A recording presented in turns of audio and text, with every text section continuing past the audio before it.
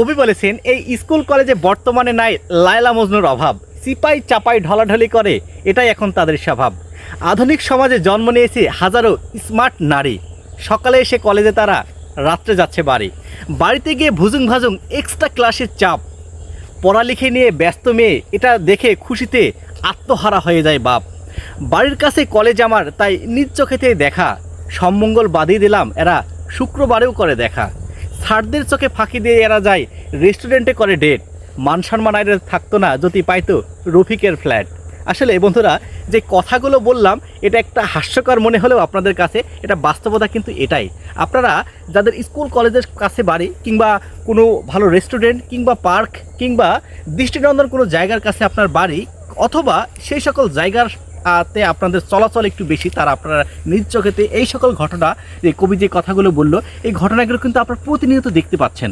কিন্তু এই যে এই স্মার্ট সমাজে এসে আমরা আমাদের প্রত্যেকটা জায়গায় কিন্তু স্মার্টনেসে বেশি স্মার্ট করতে গিয়ে কিন্তু আমরা কিন্তু দিন শেষে ধরা খেয়ে যাচ্ছি। দেখুন, সেই আমলেও সেই যুগেও এই 90 দশকে কিন্তু লায়লা মজনুর অভাব ছিল না। বর্তমানেও লায়লা মজনুর অভাব নাই, কিন্তু তাদের লায়লা মজনুরের প্রেম কাহিনী আর এখনকার প্রেম কাহিনী কিন্তু পুরাটাই আলাদা।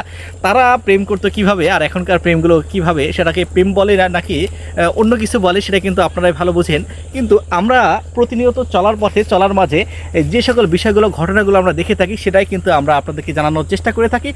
এই প্রেক্ষিতে এরই ফলশ্রুতিতে আমরা কিন্তু দেখে থাকি আসলে বাবা মা কিন্তু কোনো সন্তানকেই চায় না তারা নষ্ট হয়ে যাক, তারা বিপথে যাক, তারা অন্য কোনো খারাপ অনৈতিক কাজের সাথে জড়িয়ে পড়ুক। কিন্তু এই যে আকাশ সংস্কৃতির বেশে এসে আমাদের দেশে পারিবারিক সমাজ সংস্কৃতিতে ভাঙন ধরাচ্ছে এই স্মার্ট বিষয়টি। আমরা নিজেকে স্মার্ট করে তোলার জন্য আমরা মনে করি যে আমাদের 4-5টা বন্ধু বান্ধব না থাকলে আমরা কখনো স্মার্ট হতে পারবো না।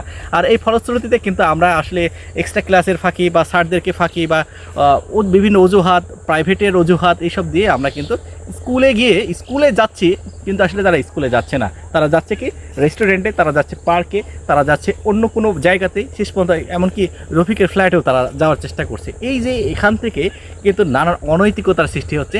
মানুষের মানে যে ভুল বোঝাচ্ছে, কেন ভুল বোঝাচ্ছে বলতে এই জন্যই বলছি যে আপনার ছেলে আপনার মেয়ে কোথায় যাচ্ছে, কী করছে, কার সাথে মিশছে, স্কুলে নিয়মিত যাচ্ছে কিনা, এটার দায়িত্ব রাখার দায়িত্ব কিন্তু আপনার। শিক্ষককে অযথাই দোষারোপ করে যে আপনার ছেলের রেজাল্ট খারাপ তার জন্য আপনি শিক্ষককে বকাবকি করতে পারেন না। কারণ আপনার ছেলের সন্তানের যদি রেজাল্ট খারাপ হয় শিক্ষকের কোনো যায় আসে না, সেটা শুধুমাত্র দায়ভার আপনার। তবে অবশ্যই আপনাকে খোঁজ করা উচিত যে আপনার ছেলেমেয়েরা কোথায় যাচ্ছে। এক্সট্রা ক্লাসের ফাঁকি দিয়ে, চাপ দিয়ে বা ছাড়দেরকে ফাঁকি দিয়ে, ছাড়ারা তো আসলে তাদেরকে মারতে পারে না, ধরতে পারে না, কিন্তু এইটা আপনি অনায়াসেই করতে পারেন। কিন্তু আমরা এই সকল কাজগুলো না করে আমরা কিন্তু এই লায়লা মজনুর সংখ্যা দিন দিন বৃদ্ধি পেতে আমরা সহযোগিতা করছি। আর তাই আসলে আমরা আরেকটু সচেতন হই, এই লায়লা মজনুকে আটকাতে যদি আমরা এখনই না পারি তাহলে আমাদের ভবিষ্যৎ কিন্তু আরও অনেক খারাপ কিছু হয়ে যেতে পারে। আমরা সেটা তো অবশ্যই আমরা বুঝতে পারছি। তো ধন্যবাদ আপনাদেরকে, স্বাগত জানাচ্ছি আবারও আমাদের পরে ভিডিও দেখার জন্য আপনাদেরকে।